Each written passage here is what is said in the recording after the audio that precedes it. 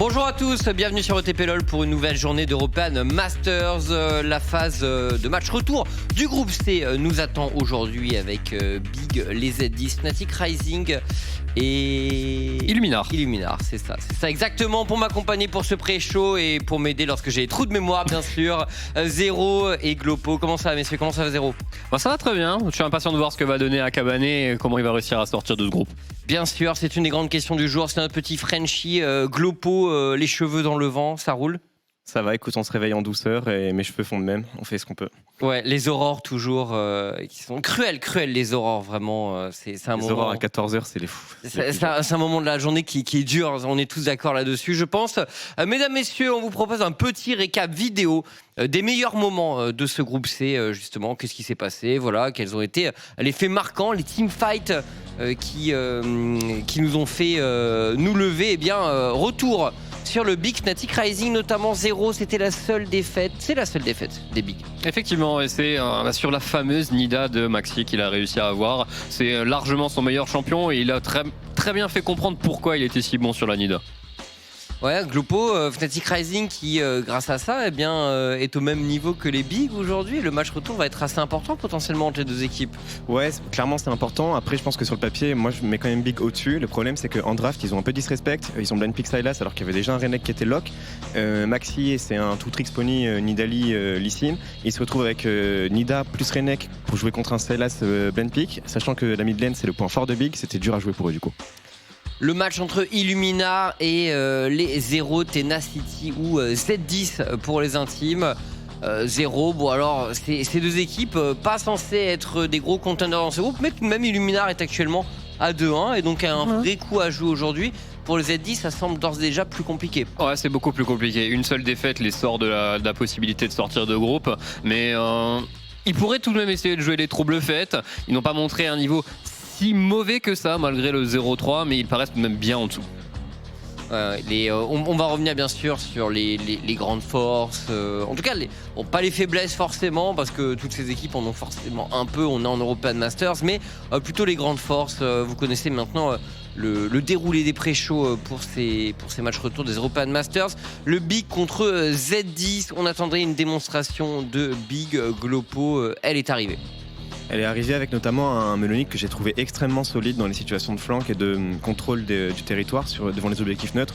Ils ont très bien joué leur teamfight en articulant leurs all-in sur ces timings. Et encore une fois, le Sylas pour Ricker, vraiment pick signature. Ouais. Ça a surtout été aussi le gros match de la Tristana de Kedui qui a pris les teamfights à son compte en fin de partie et qui a joué très agressif. C'est sûrement la game la plus agressive qu'on ait vue des European Masters. Ouais, c'est vrai qu'Edu, on le sait, quand il peut être sur des champions à all-in et qu'il est en confiance, ça peut vraiment dérouler. Le Illuminar contre Fnatic Rising avec cette fameuse Séraphine du côté de Essig. On n'en voit pas beaucoup, on en a vu surtout du côté de la K-Corp en réalité en European Masters, Glopo, mais c'est un champion ici qui a eu son impact.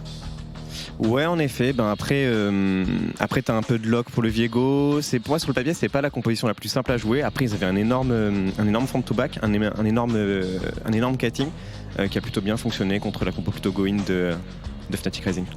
Avec Zamoulek là, qu'on voit faire de belles choses, même s'il finit par tomber. Écoute, c'est de la petite défaite surprise comme de Fnatic Rising. Dommage pour eux, 0, parce qu'ils pourraient être à 3-0. Ouais, ils pourraient être à 3-0 et ils peuvent s'en vouloir un tout petit peu sur ce match. Ça fait les affaires de Big en plus. Ouais, ça fait un peu les affaires de tout le monde dans ce groupe, sauf les Fnatic Rising qui vont devoir faire très attention. Après, dans leur match face à Z10, on le voit, ça a été un peu disputé tout de même. Un peu plus que ce que je me souviens en vrai quand j'ai vu ce teamfight.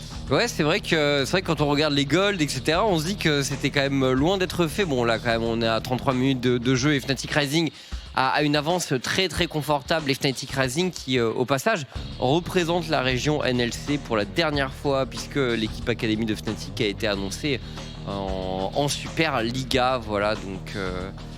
c'est une des dernières fois, on verra jusqu'où ils iront dans la compétition bien sûr, et on revoit ce Big contre Illuminar également, Glopo, toujours avec un Kennen pour Melonic et cette fois-ci la fameuse Irelia pour Ricker. Et à noter d'ailleurs en blue side, ils ont pick leur solo lane en 2-3, donc première rotation ils ont pick leur Irelia et leur Kennen directement avec le Lee Sin qui avait été first pick, qui était un prio pick pour les deux équipes. Donc encore une fois, les bigs qui ont une façon de draft, une façon d'aborder les drafts qui est quand même assez peu orthodoxe. Et ce qui était très important dans ce match aussi, c'est que Akabane a dit sur Twitter juste après que leur top laner, le Kennen, avait des problèmes de connexion et qu'ils ont joué les 5 dernières minutes de la partie en 4v5. Il avait déco à la fin. Alors il avait un peu exagéré, mais le dernier push, effectivement, au moment tu vois le Kennen qui s'arrête et puis qui repart en arrière, qui est déco, alors qu'il gagne à 4 contre 5 le teamfight sur la botlane. Donc ça a été 22 minutes en finissant en 4v5. Ok, c'est rare quand même ce genre de situation, mais voilà, c'est aussi le genre de choses qui peut arriver potentiellement. On est sur une compétition online. Petit point sur les groupes, messieurs. Le groupe B et le groupe D ont d'ores et déjà été décidés. Movistar Riders, PW, Karmine Corp, Vodafone Giants sont pour l'instant les 4 premières équipes qui accèdent au quart de finale. On en aura 2 nouvelles aujourd'hui entre Illuminar, Fnatic Rising, les Big et les Zero Tenacity. Donc pour le groupe C et demain le groupe A avec les 6 premières. Effectivement, et ce qui est important dans ce groupe, c'est de rappeler qu'on a les derniers espoirs allemands dans ce groupe avec Big, vu que les 2 autres équipes ont déjà été éliminées. C'est vrai que la Premier League, écoute, Glopo, après un spring où on disait attention, c'est la ligue qu'il faut surveiller, là pour l'instant ça se passe pas très bien et tout est sur Big désormais. Bah, il y a un peu moins de joueurs français. On est d'accord, c'était concis mais très juste, très juste Glopo. Et on va justement accueillir le coach des Big, Arvindir, donc pour échanger quelques mots avec lui. Hello Arvindir, how are you? Bonjour, How are you, hello. mad? Ahead of a big day for you. Yeah, important day for us, but I'm good. I think we're all rather relaxed. Yeah. As we were saying just before taking you on the interview, you are the last chance of Prime League. Do you feel the burden on your shoulders, or is it? I mean, are you fine with it, and you don't think about this situation? I mean, I think we went into the tournament knowing that we're like the hope for Prime League to like make a deep run, or like the only team that could potentially even win it all. So I'm not like that surprised by the results so far. Of course, like going 0-6 for Penta is a bit worse than expected, but there's no like added pressure that with the last team. I think we all know that we are the German team to look at. So yeah, we're rather relaxed about it. Yeah, right. Well, let's see if you can live up to the expectations today, of course. Arvindir, how are the boys for today, especially Akabane, of course, he's French. How are they ahead of this really important day? Yeah, everyone is good. He's good. He hopes enemy team forgets to ban Lee Sin again. That would be nice, but I don't think it's going to happen. Mr. Bild. Hello. Yeah, I think we know what to expect. We know what we're good at, and everything's fine. Okay, right. And how are you doing with Fnatic Rising in the same house on you? So how is the ambience with them as well? It's super fun. It's like when we got drawn in the same group. It's like we perma walk past each other when we watch LPL finals together. For example, we're like perma joking about that. Why would they play this? And then someone else says us, we will see on Monday why it's good, stuff like this. It's really fun, and it's also a bit weird because like you can't really openly talk about everything because you might give something away. But yeah, like they are super nice guys, and it's really fun to have another team like that's in the same tournament with you. They are nice guys, but today you have to take them down to make sure that you can at least play a tiebreak to get the first place. I mean, it felt like a surprise when you lost against them during the first round robin. How do you feel about the rematch? I mean, I think our draft was really bad versus Fnatic. I think we went out of this game like kind of knowing we're the better team, even though we lost. Like I think. After early game, the game should be really over, and was still like, I don't know, 35 minutes until Fnatic closed it out, and was even like more on our terms how we lost. So yeah, I think like for me especially, I know that if I don't throw a draft, that my team is gonna win. So I just gotta focus on that, and then we should be good to go. So it's all on you, Arvindir? I mean, if we lose, then yes, I guess. Because we've been a bit surprised by the fact that you were kinda blind picking a lot, Silas, and I was suspecting that maybe it was not only your responsibility, but maybe also a bit Rickers. No, what about that? Yeah, I mean it's provenly like I think it's also his most played champion this season, and he's really Indeed. good on it. And it's also like I mean one time they already showed Nar, which is like a really good ult. So yeah, I don't think the blind Silas has necessarily been an issue. I'm curious if teams ban it now. But yeah, I think especially bot lane matchup in the Fnatic game was not so good. But for sure, like I think Rika's always fine to play Silas. especially when enemy has good ults. Last question, Arvindir, about the quarterfinals. Oh, of course. I mean, okay. Let's say that you will get out first of the Let's group. hope What are your expectations for who do you want to play in quarterfinals, and maybe who do you want to avoid until finals? Yeah, I mean, I think it's one of the first times where like thinking there's no like real easy team when you go out of groups. I think everyone is like kind of decent or kind of like at least known players and a bit scary. I still think that like the French teams are the only ones we really need to be afraid of. Don't really mind if we play against any team from Spain or from Poland. Yeah, just gotta get first place. Make sure Misfits makes first place tomorrow, so we avoid them until semifinals, and then we'll see the real fight. Well, okay, right, Arvindir. Thank you for your time, and I mean, go back to your boys and prepare well for today. This is a really important day for your team, and thank you for your time. Good luck. Thank you. Good Have luck. fun today. See you. Donc voilà, Arvindir, qui nous disait pas mal de choses, on revenait un peu sur les drafts, il prend un peu la responsabilité, il va falloir perfer sur les drafts, messieurs, notamment c'est ce qui avait peut-être posé problème face à Fnatic Rising, on en parlait pendant les quelques extraits vidéo qu'on a eu. C'est ça, et c'était particulièrement le match-up à la botlane qui dit qu'il était un peu compliqué. Ricker a tout de même la confiance pour pouvoir continuer de prendre le Sylas, et il était même satisfait que les teams commençaient à le bannir. Donc c'est pas apparemment le problème qu'il avait ressorti. Non, selon lui, effectivement, c'était plutôt le botlane match-up qui était problématique. Moi, je trouve quand même que quand tu as une équipe comme Big et que tu as Ricker et Akab, enfin, on voit quand ils jouent ensemble, quand ils gagnent leur 2v2, à quel point ça se passe bien. Mais se retrouver à jouer Sylas contre Renek plus Nida, je trouve que c'est très très dur. Oui. Et je trouve que directement, en fait, c'est peut-être leur point fort qui est un petit peu handicapé. Donc, c'est vrai que le botlane match-up, on pouvait peut-être le revoir, mais moi, à mon sens, ils n'avaient pas un 2v2 mid-jungle gagnant, et je trouve que c'est un peu dommage pour une équipe de l'identité comme de Big, en fait. Ouais. Leur game la plus rapide et la plus convaincante reste tout de même quand ils ont eu la possibilité de jouer Lee Sin et Irelia en 2v2 mid-jungle, et ils ont pris la game à leur compte. Et on parlait du Lee Sin de Akab. Mais la Irelia était blind pick, et en face, t'as pick Orianna dans Irelia.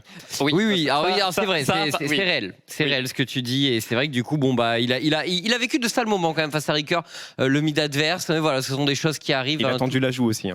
On est d'accord, toutes les drafts ne sont pas pixel perfect, mais c'est aussi le jeu dans ce genre de cas. Et voilà, il revenait rapidement sur l'association avec Fnatic Rising, le fait qu'il bootcamp au même endroit, question posée par Zero. Il disait c'est cool, c'est un peu bizarre aussi parce qu'on peut pas tout dire, on est dans le même groupe, mais c'est cool. Et voilà, bon, on va voir ce que ça a donné. Il a pas peur, il revenait aussi sur les quarts de finale et il nous disait qu'il était dans une situation où il considère qu'il n'y a pas d'équipe facile, mais quand même, un peu plus attention aux équipes de LFL. On espère que Misfits Première va finir premier demain. Ouais, c'est l'objectif, éviter Misfits Première et éviter la Carmine Corp. Mais quand on disait qu'ils s'entendaient bien avec Fnatic Rising, ils disaient qu'ils avaient aussi regardé les finales de LPL ensemble. Et ça fait longtemps que Ricker est un fan de Dwaneby également. Donc c'est peut-être de là que vient son Sylas, sa Irelia. Voilà, donc s'il part dans l'optique-là, ça peut bien valoir le coup parce que de toute façon, Dwaneby a ramené le style de 2v2 jungle avec Akabane. On est d'accord. On verra. C'est pas le plus mauvais des joueurs duquel s'inspirer, honnêtement, Dwaneby pour Ricker. Alors, on va parler un peu de l'état de ce groupe. On va commencer par les meilleurs KDA, messieurs. On revient sur tous ces matchs retour, un peu sur les meilleurs KDA, etc., les meilleures stats de chaque groupe. On peut voir Kedui au top, juste derrière Akabane et Ricker, les bigs en réalité, tout simplement, qui trustent les premières places globaux. Le bot side des bigs, clairement. Ça fait plaisir de voir Kedui récompensé en termes de chiffres au niveau du KDA. J'ai vu que sur cette semaine, c'était peut-être le joueur des European Masters qui jouait le plus en solo queue, qui s'entraînait le plus sérieusement. Je crois qu'il est à plus d'une 60aine de games sur les 7 derniers jours, sachant qu'en plus de ça, tu as les scrims et tu as les matchs. Donc il est vraiment à 100% dedans et ça me fait plaisir de voir que ça fonctionne aussi bien. Et on voit à quel point ils arrivent à faire transiter l'avantage mid-jungle sur leur bot side. Ça tryhard fort. Le Goldifa 15, messieurs, qui sont les joueurs qui arrivent à prendre le plus l'avantage en lane. Zero, on voit Bin justement, l'a décidé des Fnatic Rising, qui est un joueur qui commence à vraiment monter. Ricker, Melonic, Mumusan également, le top laner des Z10. Oui, effectivement, Bin, quand on parlait de la solo queue, c'est le joueur qui a 2 comptes à plus de 1100 points en challenger. Donc il a tout de même quelque chose à faire valoir et on peut parler de l'une des meilleures botlane de ce groupe en tout cas. Le DPM maintenant, messieurs, voyons voir qui sont les joueurs qui infligent le plus de dégâts et de nouveaux globaux, les bigs qui trust plutôt le haut du classement, toujours inquiet de lui, très fiable finalement. C'est pas forcément le joueur de Big dont on parle le plus, mais il est toujours assez présent. Ouais, complètement. Bon, ça rejoint ce que j'ai dit juste avant. Par contre, ce qui est intéressant, c'est la stat sur Ricker. Comme je l'ai dit juste avant, je trouve que Big, ça joue énormément sur le mid-jungle, ça se bat tout le temps. Alors certes, en dégâts par minute, il est élevé, mais est-ce que ça sécurise toujours la victoire ? Pas forcément. Mais ce qui est clair, c'est que ça veut dire qu'il joue très vite et très fort autour du mid-jungle et que Ricker est très impliqué. Surtout que pour l'instant, il a joué que des mêlées, donc dans l'idée, c'est pas forcément les champions avec lesquels tu mets le plus de dégâts. Sauf si tu all-in tout le temps. Et c'est ce qui se passe quasiment tout le temps avec Big. Le petit Zamulek quand même qui se glisse par là, 0. Ouais, il y a une game Ezreal avec Seraphine Mine, hein. Ça biaise peut-être un tout petit peu les stats. C'est le genre de game où il est facile d'avoir beaucoup de DPM. Le temps de jeu maintenant, messieurs, on va parler un peu des statistiques concernant les équipes. Et sans surprise, 0, Big est l'équipe la plus rapide du groupe. Juste derrière les Illuminars, les Zadis et Fnatic Rising. Quand même 34 minutes de jeu, c'est long. Ouais. Là on est au NA. Ouais, c'est très très long, 35 minutes de moyenne. Bon après, les Big, il y a une game de 22 minutes que les Illuminars ont aussi dû se prendre, qui baisse beaucoup les stats, mais ça continue de montrer que les Big ont un style de jeu agressif. Le ratio kill pour mort, messieurs, par équipe. Alors, qui sont... Glopo, qui est la meilleure équipe en ratio kill pour mort ? J'ai envie de dire Big. Ah, on va voir si tu as raison.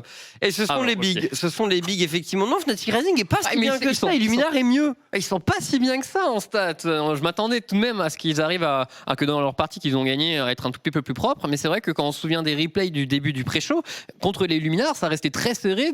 Jusqu'au dernier teamfight, il y avait 13 kills à 16. Donc les games de Fnatic Rising sont très serrés. Ils vont peut-être devoir jouer encore plus sur leur botlane pour réussir à avoir des games un peu plus convaincantes. Mais Fnatic Rising, on en reviendra après on y reviendra après lorsqu'on parlera un peu plus de l'équipe, mais ils sont étonnants parce qu'ils ont une bonne gold diff à 15. Mais c'est le Par contre, leur mid-game est atroce. Ouais. Mais c'est un scénario auquel on a assisté quand même pas mal de fois, je trouve, sur ces group stage. C'est que les mid-game des équipes, et d'ailleurs, il y a même Misfit qui se sont tombés dans ce piège aussi. Les équipes qui ont un lead monstrueux savent pas toujours comment le transformer. Et je pense que c'est quelque chose qu'il va falloir réussir à fixer rapidement avant d'entrer dans les playoffs. Ouais, parce que les comebacks contre certaines équipes, ça ne pardonne pas. Hein. Ça peut passer encore en phase de groupe, mais bon, plus tard, c'est plus difficile. La moyenne de la gold diff à 15 minutes, messieurs, qui sont les équipes les plus performantes du groupe. Je vous en parlais justement. Fnatic Rising, Glopo, ils sont là avec leur plus 1600, mais leurs 34 minutes de jeu en moyenne, juste derrière les bigs, les Zadis. Alors les Illuminars qui sont à 2-1, mais qui sont à moins 2400 quand même. C'est quoi ces early atroces que nous propose l'équipe polonaise ? En vrai, c'est énorme. Moins 2400, ça veut dire. Ils perdent toujours la première tour à 15 minutes. Ça veut dire qu'ils doivent en vrai, pardon, mais à 15 minutes, moins 2000, c'est pas non plus si grand que ça. Mais je trouve en moyenne quand même. Après, il n'y a que 3 games, on pourrait se dire. Moins de cas, en vrai. En fait, ça dépend. Si c'est moins de cas, s'il y avait moins de cas dès 10 minutes, tu vois, là, c'est vraiment problématique. À 15, c'est pas non plus si terrible que ça. Ils ont gagné 2 games sur 3, mais j'ai plus en tête leurs early. Je me souviens plus exactement ce qui s'est passé. Mais ça veut tout de même dire que tu accuses le coup dès le début de la partie, que tu perds au moins une tour, que tu perds du contrôle autour des dragons. Ça veut tout de même dire qu'ils doivent avoir un bon mid-game pour réussir à comeback à chaque fois. Ouais. Mais c'est peut-être les maîtres du mid-game en réalité. Parce que quand on voit la gold diff à 15 et le fait qu'ils gagnent 2 games sur 3, messieurs. C'est peut-être du coup les Nemesis de Fnatic Rising dans ce groupe, de réussir à perdre leur league game, à revenir en mid-game. Et c'est peut-être ce qu'on va devoir suivre dans cet affrontement. On va revenir également sur les stats de héros de la faille. Alors justement, ça parle des early games, messieurs. Quelles sont les équipes qui perfent le mieux au niveau des héros de la faille ? Eh bien, Big, les plus présents, Glopo, l'équipe qu'on attend la plus dominante, forcément. Sans surprise, le héros de la faille, le meilleur objectif neutre pour snowball rapidement. Normalement, si tu veux jouer vite, très clairement, le héros de la faille a beaucoup plus de valeur que le premier dragon. Et si tu gagnes ton mid-jungle, c'est d'autant plus facile à mettre en place parce qu'ensuite tu peux enable tes side lane et tu peux faire le swap si tu le veux pour jouer le héros. Donc je pense que c'est assez logique qu'ils le récupèrent. Et puis on a vu qu'ils ont le temps de jeu le plus court dans leur game, dans leur victoire. Oui. Le héros de la faille aide énormément pour ça, pour ouvrir une lane. Donc c'est assez logique comme ça. Ouais, pour Stomp, effectivement, on voit de leur côté les Illuminars chill en early game, comme on montrait sur la Gold Diff à 15, chill sur les Herald également, mais malgré tout, en bonne position pour essayer de créer la surprise potentiellement dans ce groupe C. Parlons plus en détail des Fnatic Rising, justement. Alors, cette équipe, on le disait, la Gold Diff à 15 convaincante, la Gold Diff à 25 inférieure à ce qu'elle était à 15, et la Gold Diff... Ah non, pardon, attendez. C'est dans l'autre sens. Non, c'est dans l'autre sens. C'est dans l'autre sens, effectivement. Il y a une erreur, mais c'est dans l'autre sens, oui. Et bon, effectivement, Fnatic Rising, c'est une équipe qui perd au fur et à mesure de ses matchs et qui doit rassurer dans son mid-game. C'est vrai que passer d'un plus 1K à 15 minutes à plus 2K à 25 minutes, c'est un peu décevant. On peut se dire que si le lead est vraiment si bon, ils sont capables de le pousser. Et je pense que c'est symptomatique d'une équipe qui, comme on l'a dit, semble avoir du mal à snowball en mid-game et a besoin de fixer ça. La bot lane, on voulait en parler. Alors, cette bot lane, Bin, tu en parlais tout à l'heure. Zero, c'est un joueur qui a 2 comptes à plus de 1100 LP. C'est un joueur qui joue énormément. Hier, j'en parlais avec Tréton. Il me disait, le petit gars, il a pas mal progressé cette année. On voulait le comparer avec certains des meilleurs ADC de la compétition. On n'a pas inclus Kedu, même si je pense quand même qu'il fait partie des meilleurs. Il en est où, Bin, par rapport à ses collègues, on va dire? Contrairement à Xmati ou même à Woolite, on joue beaucoup plus aux alentours de lui. Et après, il fait pas... On a vu en termes de DPM, il est tout de même un peu derrière, mais il arrive à être à carry et surtout à créer du coup cette bonne phase de lane au niveau du bot side. Et le snowball démarre un peu plus souvent de son côté que par rapport à Xmati et Woolite. Mais sa KP est quand même assez énorme. Glopo, finalement, 73% pour un ADC, c'est beaucoup. Ouais, c'est comme l'a dit Zero, hein, c'est que ça joue beaucoup autour du bot side, donc il est impliqué dans quasiment tous les plays. Moi, je trouve que la stat qui est vraiment impressionnante, c'est celle de Xmati, parce que Woolite, on connaît Misfit, on sait que ça joue beaucoup de lane kingdom sur la bot lane, ou que ça se sert énormément de la bot lane pour créer du jeu.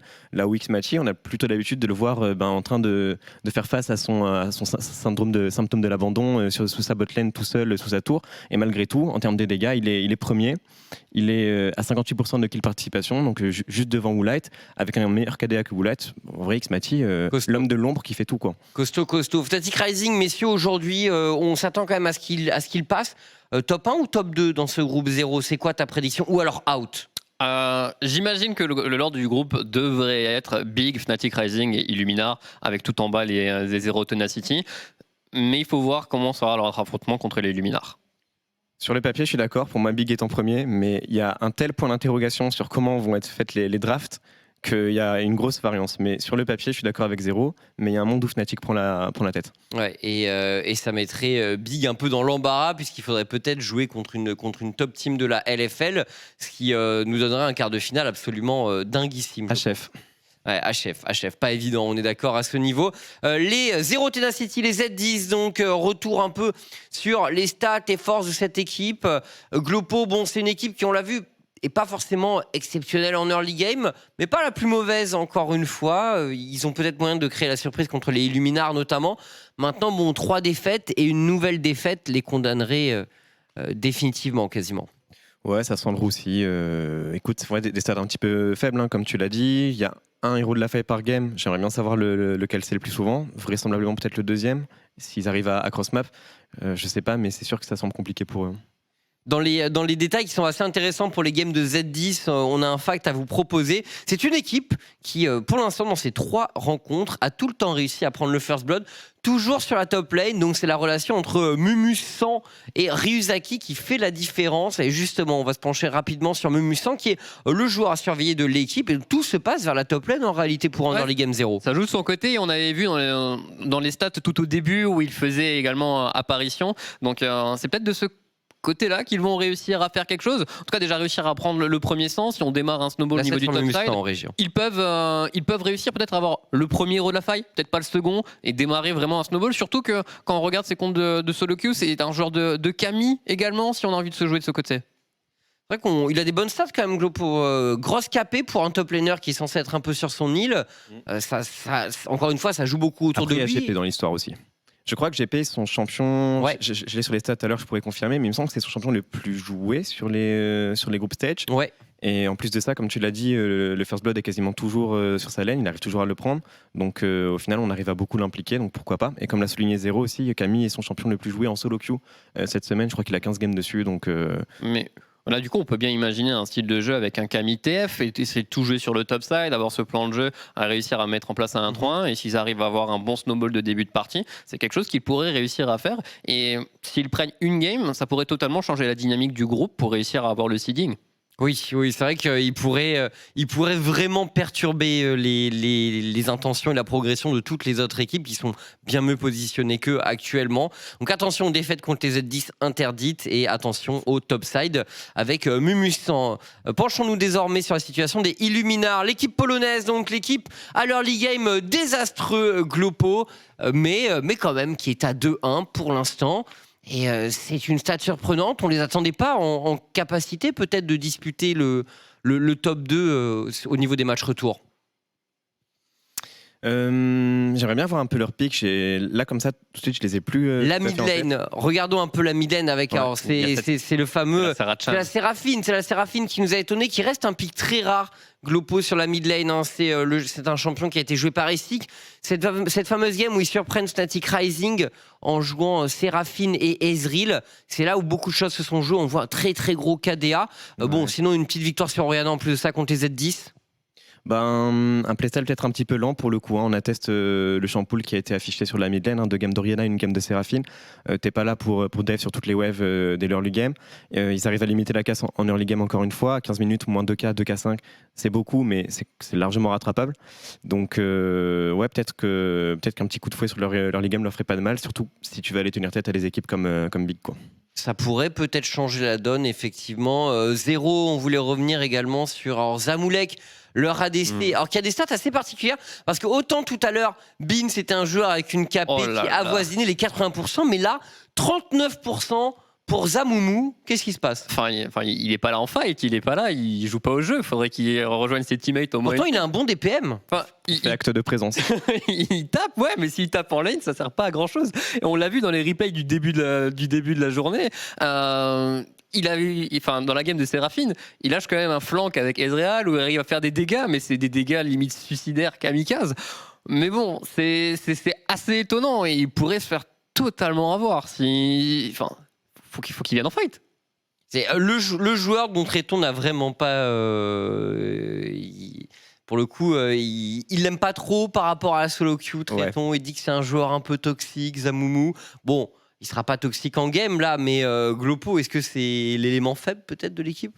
Je saurais pas trop te dire. Je sais qu'il a énormément joué Tristana. Je sais pas si, en vrai, avec Tristana, tu peux t'impliquer dans les plays assez facilement. En vrai, gros point d'interrogation. Hein. Mais en soi, c'est complètement symptomatique quand on regarde l'équipe. On a une grosse kill participation sur le top side. On joue totalement sur Mumus et on abandonne son AD carry. Bon. On peut s'attendre à ce que clairement ça joue juste pour Mumus. Mumus, c'est pas eux. Hein. C'est j'ai Mumus. Désolé, c'est le Zamoumou. Je me suis mélangé dans la tête, mais ouais, voilà. Ouais, donc Illuminar, bon, équipe vraiment au style de jeu un peu lent. On s'attend pas à des early game tonitruants de leur côté. Par contre, plus des drafts qui scale et qui a priori ont des possibilités en teamfight et en contestation d'objectifs, donc affaire à suivre. Ce serait quand même une surprise s'ils arrivaient à sortir de ce groupe et à progresser vers les quarts de finale. Et bien sûr, la dernière équipe dont il faut discuter, messieurs, il s'agit des Bigs.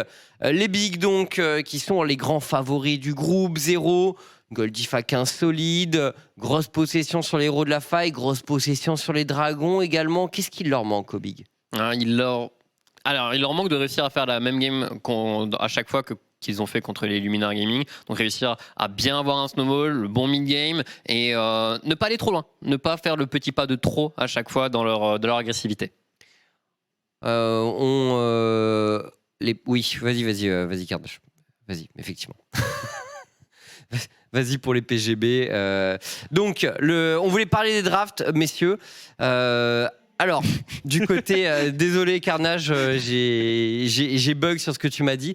Du coup, le retour sur la fameuse défaite face au Fnatic Rising, messieurs, cette draft que tu accuses à tort et à travers, encore et encore, Glopo, où a été l'erreur finalement, le fait d'avoir drafté ce Sylas contre un Renekton Nida ? Alors de tête, parce que là on n'a pas le pick order, mais de tête, ils étaient blue side. On l'a un peu plus tard le pick order. Ils étaient blue side. Ils ont blind Sylas pardon. Ah ouais, alors Renek a été piqué en 1-2 je crois du côté des Fnatic Rising et Big a pick Sylas, donc soit ils sont au scouting, ils n'ont pas vu que le Renek pouvait être joué mid. Oui, t'as Renek Nida qui a été pick 1-2 et dans ça ils ont blind Sylas et du coup ils ont flex le Renek qu'ils ont mis sur la mid lane et derrière ils ont counter pick top en prenant le Wukong et du coup quand tu te retrouves à jouer Sylas contre Renek Nida, tu sais que sur le moindre slow push, tu t'exposes parce que si tu prends le stun de Renek, la spear de Nida qui connecte, t'es quasiment mort. Et le 2v2 Viego plus Sylas contre Renek Nida, normalement tous les jours, à moins d'une grosse erreur, c'est Renek Nida qui l'emporte. Et du coup, à mon sens, ça a un petit peu mis en péril leur draft et comme je le disais, comme leur mid jungle est vraiment le point central de leur playstyle, c'est ils sont passés à côté de leur plus grande force dans ce match. Quoi. Ouais, donc il faudra changer les choses pour le match retour, bien sûr. Le match contre les Z10, on voit du côté des Bigs, leur lead game n'était pas forcément fantastique pour eux. Par contre, ça a rapidement décollé en mid game et vous pouvez mettre la troisième, bien sûr. Il y avait eu un petit cassadin, donc la troisième game avec cette fois-ci une victoire vraiment flawless. Tu en parlais, 0 du côté des Bigs, du début à la fin, on a dominé le match. Ouais, c'est ça. Juste un petit rappel pour la game contre Zero Tenacity, ce pourquoi ils n'avaient pas eu leur lead game, c'est parce qu'il nous a fait une petite blague à aller sur un carapateur et à donner tout de même un peu de puissance non voulue à un Cassadin. Et heureusement que Kedui après a repris les rênes pour bien dominer la fin de partie. Discussion à propos du top laner de l'équipe, messieurs. Melonic, qui était quand même un des joueurs dont on parlait beaucoup, Glopo, pendant le mercato entre Spring et Summer. Un jeune espoir européen, un jeune joueur polonais qui est très proche de Shayek notamment. Et c'est un des joueurs qu'il faut surveiller dans ces EUM. Cassé Melonic. C'est vrai que le bruit avait couru pendant l'Intersplit et pareil pour moi il fait partie de ces belles révélations de ces group stage avec Chayek que je connais un petit peu mieux parce qu'on avait pu faire quelques tryouts avec lui, mais pareil Melonic je le tiens en haute estime et j'ai hâte de voir ce qu'il va faire dans la suite du tournoi. Et on avait vu pas mal de Kennen pour lui également, donc c'est un joueur qui semble vraiment avoir les champions de spécialistes de la top lane, les petits trucs un peu deep quand même dans le champion de pool. Et le sens du flank, en plus une bonne lecture des situations de jeu, donc pareil il faudra suivre ses déplacements dans le mid-game et ses manœuvres pour arriver dans le back, surtout s'il arrive à rechoper son Kennen sur lequel j'ai trouvé très très fort. On parle de Ricker, bien entendu, de Sylas, une Irelia pour le mid laner des Bigs, quasiment un pool de champions à la leader en réalité, Zero. Complètement. Ouais, mais c'est du très corps à corps, très bagarre. Donc après, je me souviens pas qu'il avait vraiment ce style de jeu complet, vraiment uniquement des mêlées quand il avait joué au Spring. Donc ça m'étonnerait pas qu'il ait un champion de pool encore un peu plus varié à faire. Non, il peut jouer des mages, il peut jouer autre chose, mais j'ai l'impression que dans la méta en ce moment et sa zone de confort, c'est vraiment beaucoup les corps à corps.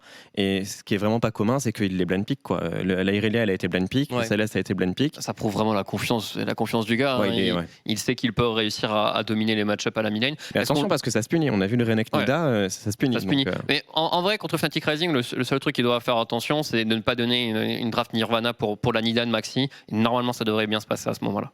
Ouais, c'est le gros défi de toute façon pour les Bigs aujourd'hui. Enfin, il faut gagner les autres matchs bien sûr, mais celui contre les Fnatic Rising est très important parce que s'ils le perdent, ils risqueraient peut-être d'être seulement deuxième de la poule et donc d'affronter un seed 1, ce qui rendrait les choses difficiles pour les quarts de finale. Enfin, on parle de Kedui, un peu un des héros de l'ombre quand même du côté des Bigs. Les Bigs qui ont vraiment 3 très gros carries finalement, Zero, cabané dans la jungle bien sûr, mais chaque lane on a l'impression peut carry chez Big. Ouais, c'est ça ce qui rend leur lecture assez difficile. On ne sait pas vraiment où Akabane va jouer, même s'il joue principalement autour de la mid lane. Il peut passer chez Melonic, il peut passer chez Kedui également. Et même si on laisse Kedui sur son île pendant un bon moment, il a une bonne science du teamfight aussi, bonne science du positionnement et aussi cette agressivité supplémentaire quand il a joué la Tristana. Les jumps étaient uniquement in, quoi. Il n'y avait pas de jump out. Il n'hésite pas à jump in, on est d'accord, et à créer des situations de jeu. Il peut trouver des resets, mettre énormément de dégâts. L'agenda de la journée, mesdames et messieurs, qu'est-ce qui nous attend? 6 rencontres au programme, bien sûr. On commence par Z10 face au Big tout de suite, suivi de Fnatic Rising Illuminar. Fnatic Rising qui joue 2 matchs et qui derrière attendra sa finale de groupe à 21h30 face au Big. Et d'ici là, ce sera au Big également d'assurer. Messieurs, la finale à la toute fin, peut-être pour un rematch dans la foulée en cas de tie-break? En vrai, c'est le scénario le plus probable hein, et ce serait beau jeu. Je pense que le Fnatic Rising Big il va être vraiment beau et moi j'avoue que je serais pas mécontent d'avoir un petit tie-break entre les deux derrière en plus. Ouais, on va voir, histoire de jouer un petit BO entre les deux équipes et de se chauffer tout simplement. Écoutez, on va voir ce que ça va donner. C'est une belle journée de League of Legends qui nous attend. On vous laisse avec l'introduction des European Masters et on se retrouve directement pour le premier match entre Big et les Z10. C'est tout de suite sur ETP LOL. À tout de suite.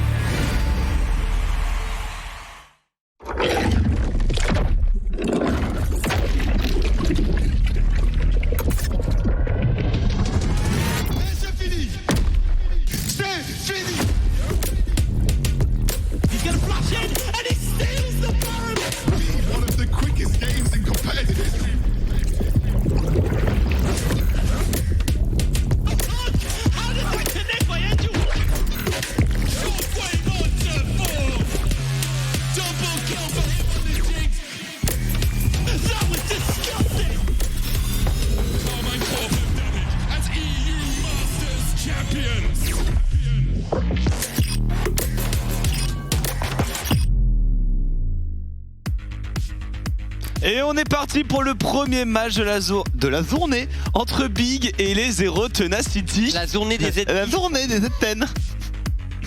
Absolument, Noah, premier match de cette journée des matchs retour. Groupe C donc, Big contre Z10. On l'a vu un peu sur le récap des matchs allés. Normalement, c'est un peu la promenade de santé pour les Big. Oui. C'est la fameuse game de Irelia de Ricker où en face, on a osé prendre une Orianna. Et bon, si t'es... déjà, le match-up est difficile. Alors en plus, si t'as un joueur moins stylé sur la Orianna... Ouais, normalement, c'est censé tout de même être complètement one-sided, sachant qu'ils sont 3 dans ce groupe-là. Peut-être le groupe le plus disputé en tout cas pour savoir qui finira deuxième avec probablement des tie-breaks. Aucune équipe n'a le droit de perdre contre Zero Tenacity. Voilà, perdre contre Zero Tenacity, c'est pour sûr perdre la première place, voire probablement la deuxième. Ouais, non, ça met très très mal.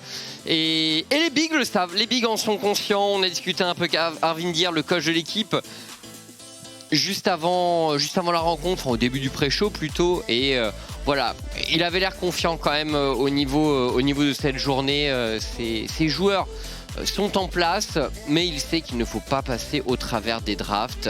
On en a beaucoup parlé. Et on jouera Blue Side, Noah, donc pour les Bigs. Premier ban Trundle de leur côté, la réponse Jace pour les Serbes de Z10. Ouais, on va supprimer le Thresh, une partie des duo lane, Thresh Aphelios, Thresh Jinx, Thresh H, etc. De quoi on a peur? Est-ce qu'on a peur du Lee Sin? Le Lee Sin qui avait un gigantesque win rate sur ses débuts de UM, 100% de win avant le début des matchs retour. Arvindir nous le disait, Akabane espère fort qu'on lui laisse son Lee Sin. C'est un très bon champion en First Pick Blue Side. Alors pourquoi pas, s'il n'est pas ban en définitive par les Zero Tenacity. Le dernier ban des Big, on choisit le 7. On laisse quand même à Mumus 10 la plupart de ses champions. On a peut-être pas peur hein, de face un Gangplank. Il y a pire, effectivement, mais comme on le disait, Z10 vraiment leur truc, c'est qu'ils trouvent toujours le first blood pour l'instant sur la top lane, Noah. Et c'est une équipe qui a pas un si mauvais early game que ça. Quand tu compares la classe dans laquelle ils sont par rapport aux autres, je veux dire, moins 400 gold à 15 minutes de jeu pour une équipe comme eux, écoute, c'est très raisonnable. Et le Lee Sin donc en opening. Mais la phase de lane est très correcte, mais généralement, on n'a pas vu de phase de lane catastrophique dans ces European Masters. Les 10 premières minutes sont généralement assez bien maîtrisées. Alors quelle va être la réponse pour les Zero Tenacity? Le Ryze. Techniquement toujours un bon champion, souvent un bon champion contre les mêlées. Et on sait que Ricker aime beaucoup pick Sylas. Ils n'ont pas ban Sylas, les Z10. Ils ont ban la Irelia qui est quand même très dangereuse. Mais du coup, là ils regardent et ils disent alors, vas-y, pique ton Sylas. On a Ryze. En vrai, je suis pas sûr que Ricker soit arrêté par ce genre de choses. Alors peut-être pas, mais ce serait quand même ce serait très ballsy de sa part, tu vois, parce que c'est pas censé être évident quand même. Ah ouais. La Camille qui est lock du coup pour Z10 et le Galio alors. Est-ce que ça va être... Pourquoi pas, hein, mais j'ai du mal à voir Ricker sur un Galio et je le vois plus du côté de Size. Maintenant, le Galio blind, il y a beaucoup de choses et non. Bon, bah on a un Galio confirmé mid lane, voilà, avec le Rakan qui a été pris dans la foulée. Ok. J'avoue, ça peut paraître surprenant, mais alors là, j'imagine vraiment que Akabane et Ricker vont essayer de se trouver un maximum. J'aime beaucoup ce pick Olaf, qui est un champion qui détruit Galio, qui est très efficace contre Rakan également. Son ulti a énormément de valeur, quand tu regardes les premiers picks des bigs. Ah, ok. Ok, bon, j'aime bien Olaf, mais Viego, en termes Viego, de domination, ça te fait un mid jungle qui est assez fort, avec un Ryze qui pourra tout de même bien clear contre un Galio, commencer à roamer, aller agresser la top lane, parce qu'effectivement, on peut estimer qu'avec un Galio Rakan, on va avoir une grosse top lane ou un gros AD carry, voire les deux. Oui, bah écoute, c'est vrai que là, on attend du côté de Melonic, mais il n'a pas de Camille, tu vois, donc...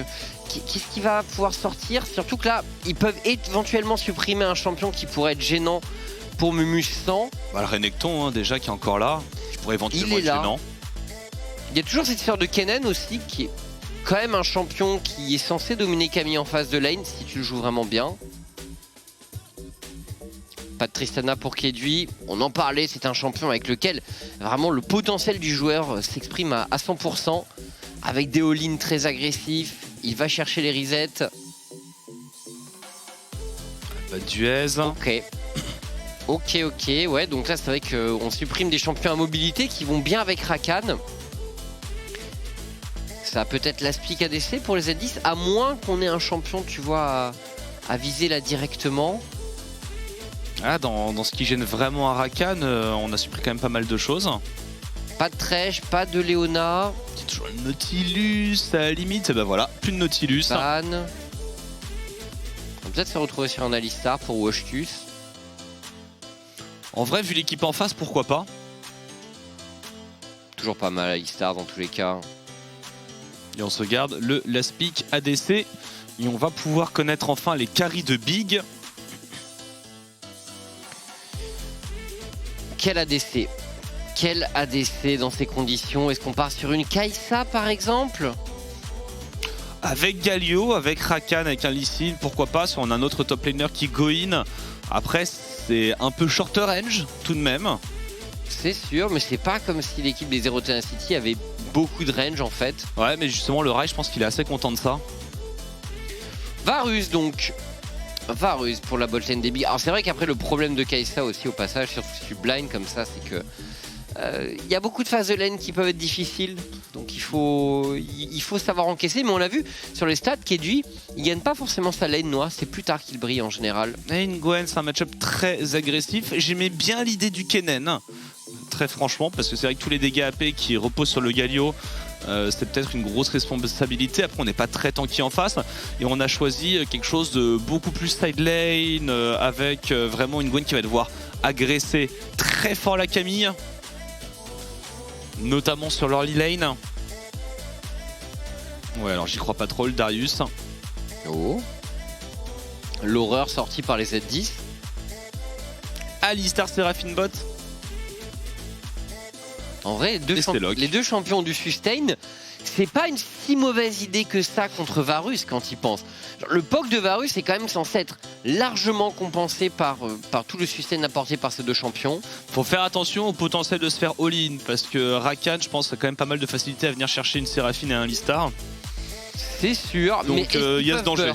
Est-ce qu'ils peuvent tuer? Bah, le truc, c'est que je pense qu'ils peuvent, mais il faut qu'ils se maintiennent suffisamment haut en point de vie avec le poke de la Séraphine pour pouvoir le faire sans courir de danger.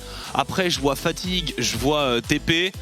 Bon, ils sont là pour endormir la lane, les Z10, hein, donc c'est vrai que ça va être dur d'aller chercher. Maintenant, on peut se permettre aussi d'aller faire roamer le Rakan avec un Galio, avec un Lee Sin. Je pense qu'il y a pas mal de synergie pour pourrir la carte.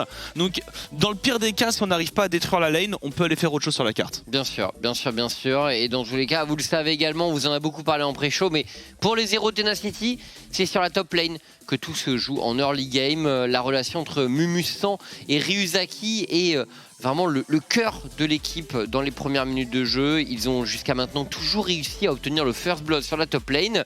Du côté de Melonic, on est prévenu. Et en plus de ça, j'ai l'impression que les deux top laners sont partis Ignite TP. Donc, bon, j'ai l'impression qu'on a quand même les conditions réunies, Noah, pour qu'une nouvelle fois, dans une game des Z10, ça se joue au top en early. Après, ils sont censés savoir maintenant encore qu'ils n'aient pas eu le temps de bien préparer les matchs pendant les matchs allés, vu que ça s'enchaîne assez vite. Pourquoi pas?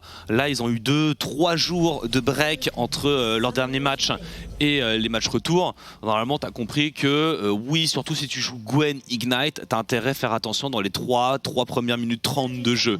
De bien scout le départ de Ryuzaki et pas uniquement son départ, de bien scout sa route de jungle. Parce que parfois, effectivement, ça n'hésite pas à aller couper des camps de creep. Allez, Akabané sur son Lee Sin, mesdames, messieurs. Notre Français qui a son champion favori et qui a priori a toutes les armes pour briller dans ce match. Ricker, Predator sur son Galio. Donc la volonté de beaucoup décaler, d'avoir énormément de présence sur la carte pour le mid laner des Big, qui est un des prospects les plus attendus pour l'année prochaine, pour la période de Mercato, j'entends. Et ça me fait toujours bizarre de voir des mid laners qui sont dans un style très très carry aller chercher de temps en temps ce genre de Galio. Je peux penser à... Ça lui arrive aussi Chovy dans le même style chez Hanwha d'aller lâcher des Galio de temps en temps et de complètement changer son rôle au sein de l'équipe. Mais même Dwinby récemment, finalement, Dwinby il a joué en grande finale de la LPL, un Galio. Et c'était même son style au final des Worlds, il claque du Nautilus Mid pour décaler. Hein. Ouais, non c'est sûr. Galio qui est quand même un champion qui a un clear vraiment très efficace en early game. Son Q-spell plus son passif, ça permet vraiment de laver les waves très efficacement. Et derrière, bien sûr, le Predator, mettre une accélération dans la jungle adverse ou sur une side lane. C'est ce qu'on attend de Ricker dans ce match dans tous les cas. Mais on s'attend à ce que ça se passe beaucoup au niveau de la top lane, encore une fois.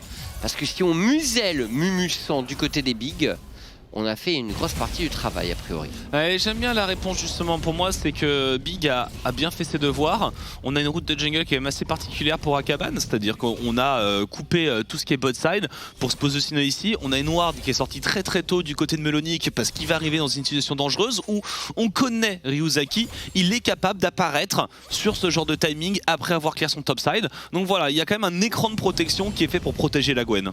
Et Akabané avec clairement un clear éclair sur les camps, sur les gros camps et sur le Gromp pour passer le niveau 3 rapidement, à l'image de ce qui se fait pas mal en solo queue en général. Ouh, attention Mihai, les points de vie sont très bas, il va falloir faire tourner le heal du côté de ces deux champions et peut-être...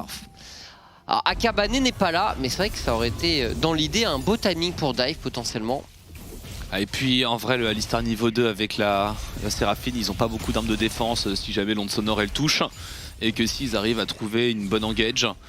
Mais de toute façon il y avait Ryuzaki du côté du bot side et est-ce qu'on aurait le premier gang d'Akabané avec la bonne charge de Ricker, le flash out, le taunt instantané, c'est cadeau. C'est beau ce qu'il a fait Ricker, j'ai beaucoup aimé, il a hold son taunt un long moment, il a attendu que Might flash out avant de relâcher son taunt et il avait déjà progressé vers la zone du flash out au début du trade. Donc Ricker qui a vraiment bougé de façon très intelligente sur ce play et le Scuttle qui est sécurisé sur le flash ici. Washtus qui s'engage mais c'est sûr c'est seulement la téléportation. Akabané peut-être en difficulté qui se repositionne. L'arrivée de Ricker ici dans la mêlée. C'est As qui engage un nouveau taunt pour Ricker sur Washtus qui ne pourra rien faire. Les Bigs sont déjà à 2-0. Archi clean, en plus il y a beaucoup de choses qui ont été brûlées là pour les Z10.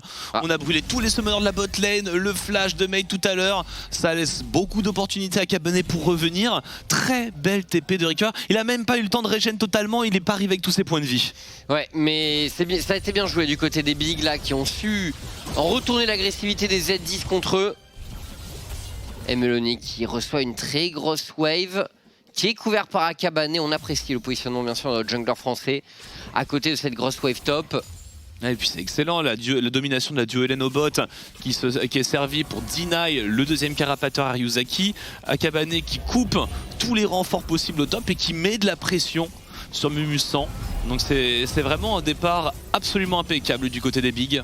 Attention à ce dive par contre, il reste la TP de Melonic. Est-ce qu'on va TP? C'est du 4 contre 3, il va TP un peu late Melonic. On va peut-être devoir disengage du côté des ZN. Attention, ça part pas très bien ce dive. Finalement on arrive à prendre un kill et à disengage. On s'en sort pas si mal pour Big.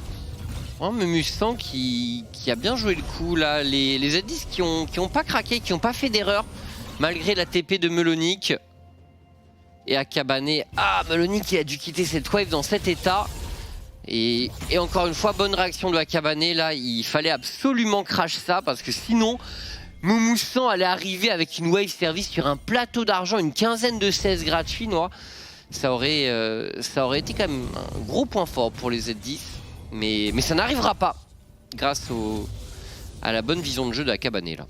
Ouais, qui fait un très bon début de game, hein, notamment grâce à ce premier gank sur la mid lane. Là il vient contester grâce à la prio de Ricker directement les camps. On a un roaming de Washtus, attention à l'information, on a aussi le décalage du côté de Seas. Je suis pas sûr qu'on ait l'info, je crois qu'on vient de l'avoir sur la pink ward pour Zenten. Mais c'est très dur à contester ce genre de choses, attention. Ouais, mais même il y a Akabane, hein, ils peuvent rien faire. J'ai cru qu'avavec l'onde sonore, le passage niveau 6, Akabane pourrait peut-être se chauffer. Il avait son flash. Il y avait moyen de faire un truc de fou, mais est-ce que ça tuait aussi? Voilà, parce que c'est toujours stylé quand on se l'imagine, mais il faut quand même avoir les dégâts de conclure. Akabane justement sur la top lane, est-ce qu'on va venir frapper le point fort des Z10? Moumousan qui va tenter d'utiliser son hookshot. Moumousan, le kick de Akabane, l'onde sonore. Moumousan a priori qui devrait être condamné. Regardez Akabane toujours bien positionné qui empêche l'utilisation du hookshot de Moumousan et la conclusion de Ricker Noah qui vient soutenir ses coéquipiers. C'est bien joué. Très super, bien joué. Et on avait une belle rotation là du lane vers la mid lane en plus qui récupère le farm, qui va pouvoir rotate. Ils sont pas bêtes, ils font grand tour, ils coupent pas par la jungle, ils manquent un peu de vision, alors ils font peut-être pas un tour assez grand puisqu'il va être attendu complètement par Washtus, par Ryuzaki. On a un ulti Et ça va se retourner contre eux. Regardez qui est là. C'est le gagnant de Ricker qui débarque des cieux et qui lui conclut sur son Varus. Catastrophe. Ils s'y attendaient totalement les bigs à cette tentative de gank dans la jungle et ils avaient confiance avec l'ulti de Ricker qui était disponible et on peut récupérer la vague avant qu'elle touche la tour. C'est un des meilleurs early games qu'on a pu voir je pense dans ces European Masters. Misfit en a fait quelques-uns aussi, mais là c'est vraiment extrêmement bien orchestré. Et on voit là 2500 gold d'avance en faveur des bigs, 7 minutes de jeu. Bon, ça a l'air d'être... Et surtout, je crois que si, il voit... Est-ce qu'il voit? Non. Ah si, il voit. Il voit. J'ai eu un doute sur le moment, mais il voit en fait. Ok. Mais même sans voir en vrai, même si le Alistar trouve un engage et trouve un double stun, il y a tout de même cet ulti Galio. Donc je suis pas sûr que c'était une excellente idée que de tenter ce trap. Hein. Avec un Alistar niveau 3. Moumousan, le tactical sweep, 6 qui s'oppose. Oh là. Oh Moumousan, la folie qui a touché le top laner des Z10. Akabane, attention ici. Il est mort Akabane. Est-ce qu'on peut enchaîner? On devrait peut-être pas y aller, surtout avec les resets. D'ailleurs Ryuzaki qui utilise l'âme de ce Lee Sin pour faire quelque chose. Akabane s'est peut-être un peu chauffé, il faut le dire quand même. Kedui, il a pas encore son niveau 6, dommage parce que cette ultivarus aurait été exceptionnel à cet endroit. Melonic qui arrive en renfort également, Melonic qui peut clean up le fight. Honnêtement, Melonic, un stack d'ulti, il en a encore, c'est déjà le double kill pour lui. Melonic peut-être pour massacrer les Z10, Mike qui tente d'emporter le kill, ça ne passera pas Noah. Et les bigs qui s'envolent ici. Plus de 3000 gold d'avance et ce Galio de Ricker est sacrément clean. Il est dans tous les bons coups, il met tous les bons taunts. On va revoir la totalité de l'action. C'était très ambitieux, Moumousan il s'est un peu trop chauffé peut-être là-dessus de foncer dans 3 joueurs et surtout dans ce Galio. Akabane aussi là. Voilà, un coup c'est Mumus qui en fait trop, un coup c'est Akabane. Et là, les Z10 qui auraient dû s'arrêter. Se sont retrouvés sur de la vision, totalement encerclés. C'est Washtus qui se prendrait en gage. Il y retourne mais il n'y a pas de follow-up directement en fait et Melonic en profite. Et à partir de là c'est GG. C'est un peu catastrophique. Avec en plus 6 qui survit à cette action. Alors pendant qu'on avait le replay, on va pouvoir aller chercher éventuellement le premier dragon du côté de Big. si on arrive à récupérer cette prio bot, mais normalement vu l'avance de Big dans cette partie, ça devrait être une formalité. Il est là ce dragon, et on l'a vu dans les stats du pré-show. Big, c'est quand même un peu plus de 70% des dragons de leur match, Noah. C'est une équipe qui laisse pas passer grand chose en réalité, qui est très efficace. On a ce héros de la fight dans les mains de Akabane également, mais très peu de plaques sécurisées par les Bigs, malgré le nombre assez élevé de kills pour l'instant. C'est peut-être maintenant. Ouais, je pense qu'il cherche un dive, il cherche un moyen de mettre ce héros de la faille et limite et de combiner avec un dragon, mais ils n'ont pas besoin de ça. Voilà, c'est push au bot, c'est bien push au mid. Sur le top side, déjà que c'est un match-up qui est un peu 50-50, mais maintenant qu'on a donné 3 kills à Melonic, normalement le match-up, en tout cas à court terme, il est complètement plié. Donc ils n'ont pas beaucoup de raisons de s'inquiéter là-dessus, Big. Et d'ailleurs, on est parti pour ce dive. Héros de la faille, la téléportation. Ryuzaki est derrière. Ryuzaki est derrière. Il y a moyen de faire un truc honnêtement pour les Z10 ici. Attention à Akabane. Akabane en difficulté. Akabane qui va tomber. Ça pourrait peut-être mal tourner pour les Bigs. Les Z10 qui sont en position. Regardez Mike ici avec son Rise qui est en train de faire un véritable carnage. Et Ryuzaki qui sécurise le shutdown de Ricker. Les héros de Tenacity n'ont pas dit leur dernier mot. Pas facile. Ricker qui a dû venir avec sa TP. Il arrivait trop tard pour sauver Akabane, on pouvait pas TP pour Melonic, il avait pas encore la sienne. On est en train de mettre de la pression sur Mumusang et on s'est peut-être un peu emballé. On aurait peut-être dû respecter un peu plus Ryuzaki à 5 kills maintenant. Le seul joueur chez les Z10 qui a tout récupéré. Et là c'est compliqué, on voit mais trop de confiance chez les Bigs. Le bon flash de Washtus. Et Akabane qui tente de burst mais... Cette Séraphine a encaissé Noah. Mihai qui n'est pas mort. Et ça s'est totalement retourné là contre les Bigs. On voit Might qui lance une très bonne téléportation. Ils sont toujours devant les Bigs, mais j'avoue que là on n'a pas été convaincu par ce qui vient d'être fait. Cependant, regardons vers la top lane. Et Melonic est à 3-0. Ouais, je pense qu'il y a un gros back qui l'attend Melonic. Il n'a pas pris grand chose pour le moment. Et on voit que Mumusang il est un peu obligé de respecter. Je pense que tu peux pas fight la Gwen sous ulti à ce moment là de la partie. Donc bon, c'est un contre-temps. On avait 3000 gold d'avance, on se fait un peu récupérer. C'est pas pour autant qu'il y a raison de s'inquiéter pour les Bigs. Et on va respecter le décalage et l'arrivée de Si sur le top side. On est très low pour Mumusang, on a pris un gros coup d'ulti dans les dents. Petit cancel de Ryuzaki. Il y a du renfort derrière. Akabane n'est pas loin, Ricker de nouveau avec son Everfrost, avec ses boosts niveau 2. On vole vers la top lane pour tenter un play pour le mid laner des Bigs. Mais il n'y a plus de wave sur laquelle jouer. Et les Bigs qui sont tous vraiment sur le top side de la carte, on voit très tôt dans le match finalement. Ils cherchent vraiment à forcer un play qu'ils ne trouvent pas actuellement. Bon, on joue beaucoup de rotation de Ricker vers le top side et de K8 6 vers la mid lane parce que effectivement, comme on pouvait s'y attendre, il n'y a pas vraiment de kill à récupérer au bot. Une fois qu'ils ont push leur lane, ils peuvent pas non plus trop se permettre d'aller chercher avec tous les contrôles une plaque sous la tour, en tout cas en 2v2, trop peur de prendre un ulti je suppose du côté de Séraphine suivi d'un combo d'Alistar. Et dès qu'ils peuvent, ils roam. Pas forcément grand chose à faire au mid, mais rien faire pour ne rien faire, autant essayer de créer un peu de pression quelque part. Et là quand même, on a un Rise qui est activé dans cette game. Il a quand même farm correctement, Might. 1 kill, 3 assists. C'est un champion qui peut poser des problèmes au Big potentiellement. Attention à ce fight qui est engagé ici. Ça pourrait rapidement tourner au massacre en faveur des Bigs. Ryuzaki est tombé. Et avec lui, sa série meurtrière. Dommage pour les Bigs qu'elle échoue dans les mains de Steve. Ça touche. Akabane ici, très bien en place. Et notre Français qui s'envole pour réaliser le kill sur Might. Washtus. Il peut pas faire grand chose Washtus là-dessus. Il a volonté de le faire, est-ce qu'il essaye tout de même? Ça n'empêchera pas les Bigs d'à l'époque un petit peu cette tour. Bon, on a eu un tout petit contretemps sur ce dive tout à l'heure, mais dans l'esprit on enchaîne toujours assez bien. Le snowball est toujours de mise côté Big. La top lane est complètement enfoncée, la mid lane aussi. Il y a beaucoup de gold qui pourraient arriver très prochainement sur un timing pour Big. Sur le deuxième héros de la faille, en vrai, on peut emboutir toutes les T1. Ouais, première tour du match pour les Bigs. Melony qui est vraiment le final boss, je pense, dans ce match. Il est dans de bonnes conditions. A priori, je vois mal Mumu sans pouvoir le contester en 1v1. Et on le sait, Gwen, c'est aussi un champion qui a la qualité de pouvoir 1v2 facilement, voire 1v3. Oui, tout à fait. Voire 1v3.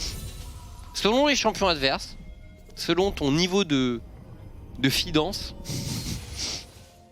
tu peux faire ce genre de choses. Alors, qu'est-ce qu'on joue côté Big? On a un peu l'embarras du choix. On a vu qu'il priorisait pas mal les dragons. Attention à ce fake de Melony, c'est pas dit qu'il le tue même comme ça. On met pas mal de dégâts à la zone. Melony qui s'en va. Il est suivi par un portail transdimensionnel. Il met tout Melony. Pas de flash. Il est obligé de se fight jusqu'à la fin. Et ce sera le kill. Ouais, ce fake qui coûte cher quand même. Et belle opération honnêtement pour les Zero Tenacity là. Le kill sur Melony. Avec toutes les golds qui allaient avec. Écoute, honnêtement, ils se battent pas mal. Parce que c'est vraiment une petite équipe, les Z10. Et je trouve qu'ils résistent bien. Certes, ils sont derrière, mais ils n'ont pas à rougir dans leur prestation face aux favoris du groupe C. Non, surtout que le groupe C, c'est pas un groupe facile. Il y a vraiment 3 bonnes équipes et avec notamment les Luminars qui sont probablement au-dessus du niveau auquel on les attendait. Ça a rajouté un peu de difficulté. Donc ils se battent clairement, ces Z10. Mais ce n'est pas suffisant, même avec cette belle interception. Et on a le deuxième héros de la faille à jouer, on a sécurisé la T1 au top, on pourrait aller chercher éventuellement T1, T2 sur un très gros push. Si on arrive à bien gérer les side lanes préalablement pour Big. Est-ce qu'on pose héros de la faille pour Akabane? Est-ce qu'on a besoin pour prendre cette T1? C'est pas si facile que ça d'avancer devant Séraphine. Non, c'est sûr. Et là quand même un des items clés aussi dans ce match pour les Big, ça devrait être le Serpent's Fang de Kedui, qui devrait arriver rapidement. Il leur faut de l'anti-heal et du Serpent's Fang au Big s'ils veulent être sûrs de pouvoir correctement prendre les failles et de prendre les kills au moment où ils devraient être pris, parce que ça peut être le problème pour eux honnêtement. Si on oublie ces petits éléments d'itemisation, parfois les fights pourraient se retourner contre eux alors qu'ils devraient être totalement gagnés. Et ils vont tenter d'accélérer peut-être la T2 en side pour le supplément de gold. Ah, ils y vont avec le héros de la faille. Melony qui a déjà commencé à chunk. Il faut mettre un peu plus de dégâts pour aller sécuriser cette T2 pendant qu'on joue en cross map pour Mumus. Et ce sera récupéré par les Bigs qui vont pouvoir faire leur reset. On continue d'avancer tranquillement sur la carte. C'est pas complètement fait non plus. On a toujours ce Ryze et ce Viego qui sont assez bien dans la partie finalement. Viego notamment, c'est vrai qu'il est... Ah, il a pris tous les shutdowns en plus Ryuzaki. Mais est-ce qu'il va pouvoir prendre des kills? C'est un peu le problème. C'est pas facile hein, quand il y a un Galio, pour jouer dans la mêlée, faut être créatif. Ouais, si tu prends un CC, ça peut mal tourner. Heureusement il a sécurisé des Mercury, Ryuzaki. C'est les bonnes bots vu sa situation. Les Galio Rakan c'est parfaitement obligatoire. Tout comme l'anti-heal est très fortement recommandé chez Big. Et le Serpent's Fang qui est complété pour Kedui. Donc peut-être le No Mythic Challenge à venir pour ce Varus, on va voir. En tout cas Serpent's Fang complété très tôt. J'aime, je trouve que c'est un super choix du côté de Kedui, qui va considérablement handicaper Mihai. Et on commence à jouer un peu plus pour le Baron Nashor, en tout cas au niveau du warding, côté Big, en récupérant une partie de la jungle. Après, est-ce qu'on peut forcer? Je suis pas sûr qu'on ait de quoi, sur un timing 20 minutes, de faire un Yellow Colo Baron. Il va falloir déjà au moins au minimum aller gérer la bot lane et remonter la vague de farm contre Mate. On sécurise la rotation pour aller aider à la prise de la tour au top. Ça a été ping. C'est le travail de Melonic. Et comment on fait la rotation pour aller défendre côté Z10 sans se mettre en danger? Il y a assez peu de solutions. Et d'ailleurs justement on est intercepté par Akabane, par Kedui, et on arrivera probablement trop tard pour la défense. C'est peut-être même dangereux. On veut y aller finalement, le poke est très bon. Côté Kedui, confiant, et la chaîne de corruption qui est partie également. Mumustan qui prend d'énormes dégâts. Attention, le Fat qui s'engage. L'ulti de la Séraphine qui passe au travers de tout ça. Mais les Bigs sont largement devant. Super Everfrost de Ricker dans la mêlée qui force le flash out du Rise de Might. C'est très bien fait côté Big, hein. C'est un peu naïf pour les Zero Tenacity d'espérer faire cette rotation alors que tous les joueurs sont là en train de les attendre. Ah, bien sûr, on n'a pas laissé Melonic tout seul. Ils ont marché devant la porte d'entrée des Big, honnêtement, les Z10, et ils se sont fait accueillir comme il le fallait. Et dans ce genre de couloir avec leur corps à corps, si jamais ils sont pas synchro avec le Ryze qui était en train de split, c'est très compliqué parce que Ricker il a un impact qui est énorme là-dedans. Il a même pas, enfin on a de la marge, hein, il a même pas utilisé son ulti, on n'a pas utilisé vraiment de summoner. Ouais. Alors on revoit le kick d'Akabane. Là ici, paf. Il n'y a pas vraiment de counterplay, ils sont trop derrière pour le moment. Mais je pense ouais.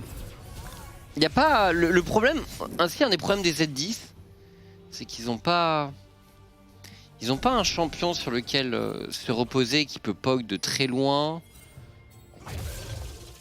Et est-ce qu'ils ont des si bons mêlés? Parce que normalement Seraphine, soit tu veux jouer une draft vraiment qui est super toxique de loin, soit une draft full bulldozer mêlée. Et du coup ils sont pas exactement dans un des deux scénarios, tu vois. C'est un peu plus bulldozer, mais...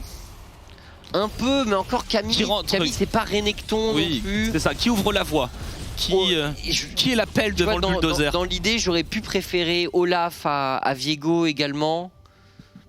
Ouais, je suis assez d'accord sur le... Après le Viego il a 6 kills, donc c'est dur de lui renier sa partie. Non, mais c'est vrai que par rapport à dynamique du fight. Dans la compo globale, un petit Olaf qui court tout droit avec une rage du berserk et une Séraphine qui le speed boost, qui le shield, etc. Oui, c'est efficace. Après, franchement, encore une fois, avec le croc du serpent de Kedui. Au passage, c'est vrai que quand on y pense, draft Séraphine contre un Varus, c'est quand même compliqué parce que c'est vraiment des champions sur lesquels le croc du serpent va le mieux. Et cet item est vraiment un gros problème pour Séraphine. Donc bon, est-ce que c'était le meilleur choix de drafter cette Séraphine là? On peut se poser la question. La game n'est pas finie, ceci dit. Oh, il y a un petit 6000 gold d'avance tout de même, qui fait plaisir côté Big. Oh, ça c'est raté, et on est un peu tout seul avec le Galio qui arrive, un triple taunt. Melonic. Ouais, on a mis Aike derrière qui remonte des barres de points de vie, mais c'est pas suffisant. Je ne sais pas. Je ne sais pas ce qui a été tenté. Côté ZTN, le désespoir. En tout cas, on sait qu'il y a 3 morts désormais pour les Zero Tenacity et les Big qui peuvent enchaîner sur un Baron Nashor. On oublie un peu qu'il y a un Galio qui existe dans cette partie tout de même. Et du coup, c'est quasiment une conclusion de game là-dessus. Un Nashor, on a de quoi reset, on a crash une partie des vagues. Et il n'y a plus qu'à aller toquer à la porte des inhibiteurs à 22 minutes de jeu. C'est clairement pas le Viego qui va tout remonter tout seul. Ça va être difficile. Après bon, si jamais il prend le corps de la Gwen, mais il faudrait encore qu'elle meure pour ça. Ce qui m'a l'air compliqué, comme tu as dit avec l'ulti Galio en couverture. Il a bien joué Kedui quand même, il a très bien joué. Il a joué, c'est très ambitieux de la part de Mumus. Hein. Ah, dommage, l'ulti Séraphine, il paraît bon, mais en fait il ne touche qu'une personne. Parce que les Bigs font tous un sidestep au bon moment. Ah, il y a eu un pick-up de Washtus qui a tenté d'aller prendre un peu de vision dans cette jungle. On va devoir défendre l'inhibiteur à 4 contre 5. Le wave clear de Séraphine qui est clairement insuffisant à ce moment-là de la partie. Et on avance très facilement pour Big. L'inhibiteur sera sécurisé. On n'a pas déjà travaillé la rotation top ou bot. On veut finir. Absolument. Ricker a l'air décidé, Noah. Décidé à conclure ce match.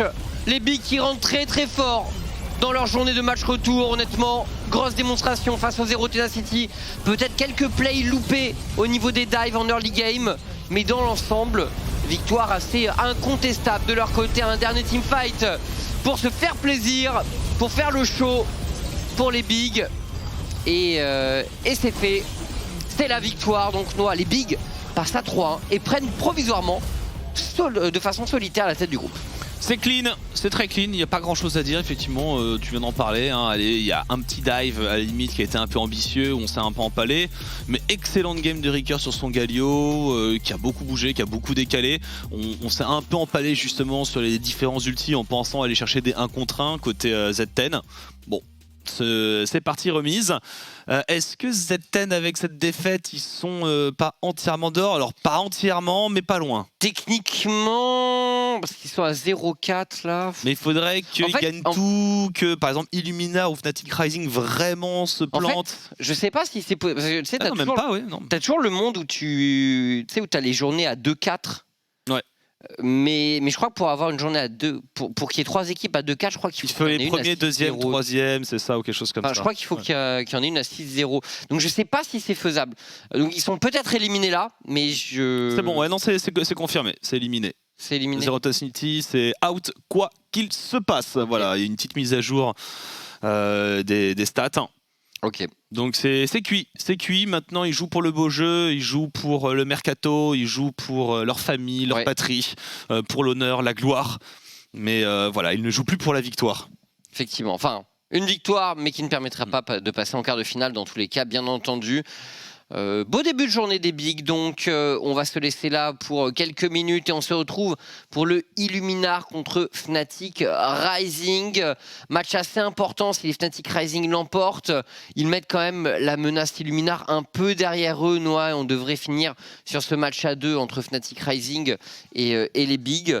Par contre, si Illuminar gagne, attention, ça pourrait relancer pas mal de choses et mettre les Fnatic Rising en difficulté. C'est après la pause sur ETP LOL. À tout de suite.